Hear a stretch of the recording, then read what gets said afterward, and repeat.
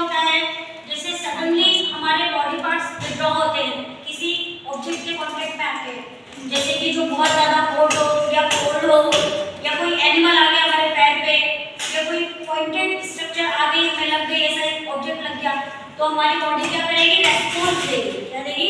Response. और उस तरह के एक्शन को क्या बोलते हैं? Reflex action.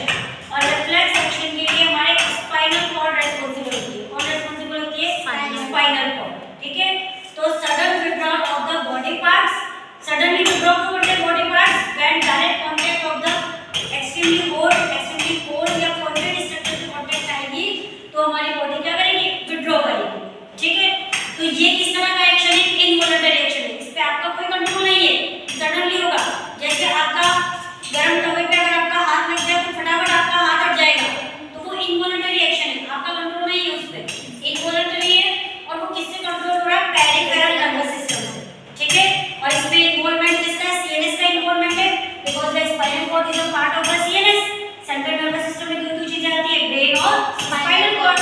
ठीक है बच्चा, तो देखो जब कोई भी पॉइंटेड स्ट्रक्चर हमें लगती है या एक्सट्रीमली हॉट या कोल्ड ऐसा कोई ऑब्जेक्ट हमारे कांटेक्ट में आता है, तो जो एफरेंट न्यूरॉन्स है वो एफरेंट न्यूरॉन्स इन सिग्नल्स को लेके कहां ट्रांसमिट कर देते हैं? डोर्सल रूट गैंग्लियो पे। ठीक है, और ये डोर्सल रूट गैंग्लियो फिर इन सिग्नल्स को कहां ट्रांसमिट कर देती है? सीएनएस पे। सीएनएस यानी कि स्पाइनल कॉर्ड में, और फिर वो उसको एनालिसिस करेंगे सिग्नल्स को, और जो कमांड होंगे वो कमांड एफरेंट न्यूरॉन से यानी कि सीएनएस से कहां आएंगे? इफेक्टर तक। ठीक है, तो एफरेंट न्यूरॉन का काम क्या है? सेंसरी ऑर्गन से सिग्नल्स को कहां ले जाना? सीएनएस तक। और एफरेंट न्यूरॉन का काम क्या है? कमांड को सीएनएस से कहां ले जाना? सेंसरी ऑर्गन तक। तो इससे क्या होगा? रेस्पॉन्स होगा। रेस्पॉन्स होगा तो इस दौरान ये क्या बन रहा है? देखो पूरा रिफ्लेक्स आर्क बन रहा है, इसलिए इस तरह के एक्शन को क्या बोलते हैं? हम रिफ्लेक्स एक्शन बोलते हैं। ठीक, अगर क्वेश्चन आ जाए कि मैं डोर्सल रूट गैंग्लियो को हटा दूं तो उससे क्या इफेक्ट होगा? जो एफरेंट न्यूरॉन्स है वो ट्रांसमिट नहीं कर पाएंगे सिग्नल्स को, सीएनएस तक सिग्नल्स नहीं पहुंच पाएंगे। समझ में आ रही है? तो यहां से ये आपके डोर्सल रूट गैंग्लियो, नीचे वाला क्या हो गया? Ventral root ganglion. समझ आ रही है?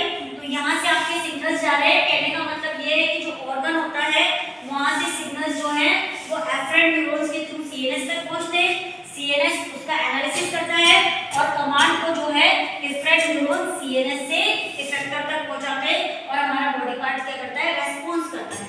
ठीक है, और इस तरह के रेस्पॉन्स करने से ये जो प्रोसेस है पूरा रेस्पॉन्स करने का, उस दौरान एक आर्क बन रहा है, इसलिए इस तरह के एक्शन को हम क्या बोलते हैं? Reflex action. ठीक है, सडनली होते हैं। कैसे होते हैं? सडनली, तो बहुत कम टाइम में हो जाएगी, और इसके लिए आपके जो स्पाइनल कॉर्ड है वो रेस्पॉन्सिबल होती है, ब्रेन तक सिग्नल नहीं जाते हैं, स्पाइनल कॉर्ड में ही काम हो जाता है, क्योंकि स्पाइनल कॉर्ड तो सीएनएस का ही पार्ट है। ठीक है, तो सिग्नल्स आएंगे स्पाइनल कॉर्ड में, आएंगे, एनालिसिस होगा, कमांड जाएंगे, भाई क्या करना है, हाथ को हटाना है कि क्या करना है, ये तो आपका सीएनएस का पार्ट ही बताएगा ना। तो सिग्नल्स आए, सिग्नल्स क्या है? भाई बहुत गर्म है, तो आपके स्पाइनल कॉर्ड में कमांड दिया, भाई हाथ हटा लो, तो फिर ये कमांड जो है वो एफरेंट न्यूरॉन के थ्रू फिर ऑर्गन पे आ गए। समझ आ रही है बात? तो सिंपल सी बात है कि जो एफरेंट न्यूरॉन है वो सीएनएस से कमांड को ऑर्गन तक लेके आते हैं, जबकि एफरेंट न्यूरॉन या सेंसरी न्यूरॉन्स ऑर्गन से सीएनएस तक लेके जाते हैं। तो याद रहेगा?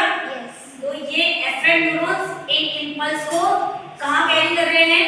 ये सेंसरी ऑर्गन से डोर्सल रूट गैंग्लियो में, और डोर्सल रूट गैंग्लियो से कहां आ रहे हैं? सीएनएस में आ रहे हैं, सीएनएस से फिर कमांड ये वेंट्रल जो है रूट गैंग्लियो वहां पे आएंगे, और इफेक्टर न्यूरॉन सीएनएस से कहां ले जा रहा है इनको?